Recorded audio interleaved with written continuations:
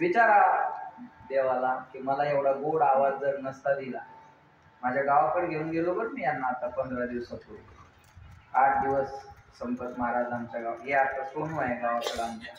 इथून नगर अहिल्यानगर वरून तिकडे हिंगोलीला नेण्याची ताकद कोणामुळं? देवामुळंच ना. तुम्हाला गळा ऐकायला नरडा असतो, बरोबर आहे ना? लक्षात आलं का? महाराज म्हणले देवानं जवळ घ्यावं लागत असतं, लक्षात घ्या. पण हे देवानं जवळ घेतलं की जग आपोआप त्याला जवळ घेतलं. मग विचारा कधीतरी मी गायन केलं नसतं तर मी काय केलं असतं? हा प्रश्न विचारला पाहिजे आपण आपल्याला. अरे आपल्यातलं कीर्तन बाजूला केलं तर आपली शून्य किंमत आहे. आपल्यातलं वादन बाजूला केलं, कोण घरातला सोन्या नेऊ सोन्यासारखा बकवास वाजवतो म्हणून सोनू महाराज, नाही तर सोन्याला काय लय किंमत आहे का? हा, 1 लाख रुपये कमी नाही. विठाला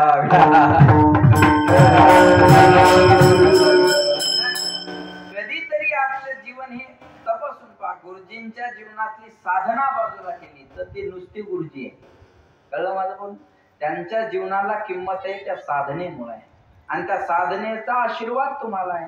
लक्षात येते? त्या साधनेचा आशीर्वाद तुम्हाला आहे. म्हणून देवानं जवळ घेणं भाग्य, काम क्रोधावर विजय मिळवणं भाग्य, आणि संताचं दर्शन होणं भाग्य.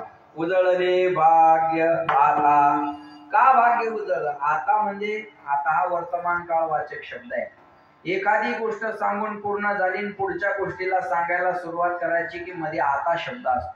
आता विश्वात्मके देवे, बोला येणे वागयज्ञ पोषावे, तोषोनिम द्यावे बसायला. पण त्याच्या अगोदर असे किंबहुना तुमचे केले धर्म कीर्तन हे सिद्धी नेले, येत माझे जे उरले पायिक पण आता विश्वात्मके देवे. आता कोठे धावे मन, म्हणजे अगोदर धावत होत. आता निश्चिंतीने पावलो विसावा, म्हणजे अगोदर निश्चिंती नव्हती. आता तुम्ही कृपावंत, एकदा चालान गुरुजी कडून प्रसाद घेऊन गेला असं होईल नाही. अनेकदा त्या नाथाच्या वाऱ्या करावं लागतील आणि मग कधीतरी त्याची कृपा होईल. बरोबर आहे ना? अनेकदा त्या नाथांच्या वाऱ्या केल्यानंतर मग कृपा होईल ना. वारी चुको नेदी हारी, हे काय उगाच थोडी सांगितलेलं आहे. हा, असं होत नाही महाराज, लक्षात ठेवा. म्हणून आता तुम्ही कृपावंत, म्हणजे अगोदर कृपा झालेली नव्हती असा त्याचा अर्थ आहे. एक गोष्ट सांगून पूर्ण झाली आणि पुढचीला सांगायला सुरुवात करायची की आता शब्द तुम्हाला कळलं असं आता सांगतो. घरातला आता सांगतो. नवरा बायकोचं भांडण झालं की बायको नवरा दोघांचं भांडण सुरू झालं की नवरा बोलतो आणि बायको ऐकून घेते. नवरा बोलतो, बायको ऐकून घेते. किती वेळ? तिची कॅपॅसिटी मर्यादा सहनशीलता आहे तोपर्यंत.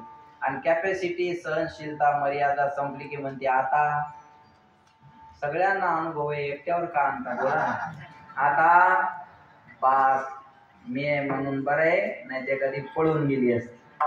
सर्वच बाया नवऱ्याला असं म्हणतात, मी आहे म्हणून बरं आहे, नाही ते कधी पळून गेली असती. मग नांदली कोणती असती? तो प्रश्न शिल्लक आहे, तो सुटला नाही. आणि बाया एकदा बोलायला लागल्या की माणसानं श्रवण भक्तीचा आनंद घ्यायचा. तुम्ही किती मोठ्या मिशा ठेवा, घराच्या बाहेर पडताना आशा पिळायच्या, घरी येताना आशा पिळायच्या, शेंडे दाबूनच घरी यायचं. किती सुंदर पकवाज वाजून जाऊ. झालं का सोन्या? तू झालं? हा, झालेलं. हा, किती सुंदर पकवाज वाजून जाऊन घरी गेल्यावर बायकोला म्हणावं आज असा पकवाज वाजवला, तिने एवढंच करायचं. हवा जाती माणसं. काहीच बोलायची इच्छा शिल्लक राहत नाही. बिना औषधाचा रोग बरा होतो. आणि ज्याची त्याची बायको ज्याला ज्या भाषेत कळेल त्या भाषेत समजून सांग. शिक्षकाची बायको म्हणते मला शिकू नका, पकवाजाची बायको म्हणते थापा मारू नका, वारकाची बायको म्हणते तू केसान गळा कापला, महाराजाची काय म्हणते न. बरोबर आहे ना? बायला का कौतुक आहे का?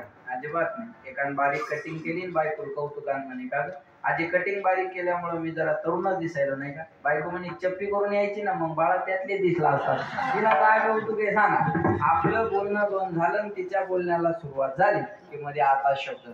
बाया एकदा बोलायला सुरू झाल्या माणसाचं काही चालतं? अजिबात नाही महाराज, लक्षात घ्या. एक बायको नवऱ्याला म्हणे का हो मी कुणाला सांभाळू? घर सांभाळू का मुलं सांभाळू का काम धंदा सांभाळू, कुणाला सांभाळू? नवरा म्हणे तू फक्त तोंड सांभाळ, मी सगळ्यांना सांभाळू.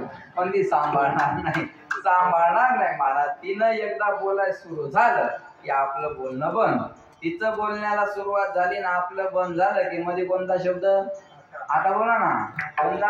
आता बोला ना. कोणता? बोला ना आता. आता अगोदरले भाग्य आता अवघे चिंता वाढली. अवघे म्हणजे समोर. आता आमच्या जीवनात चिंता राहिली नाही. आपल्या प्रत्येकाच्या जीवनात चिंता आहे. हा, चिंता नाही असा माणूस नाही. न च इंद्रस्य सुखम किंचित न सुखम चक्रवर्ती ना सुखमस्ती विरक्तस्य मुनिरेकांत जीवना. चक्रवर्ती राजाला जरी जाऊन विचारलं चिंता नाही का, काय सध्या मोदीला विचारा चिंता आहे का नाही. आहे माझा 140 कोटी जनता सांभाळून देशाचं अस्तित्व दाखवण्याची वेळ आली. सोपी गोष्ट आहे. उचलली जीभ लावली टाळ्याला या बोलणाऱ्याला काय सोपी गोष्ट आहे. एक घर चालवा बरं. चला एक घर चालवा 10 माणसाचं 8 माणसाचं नाकी 9 येतात.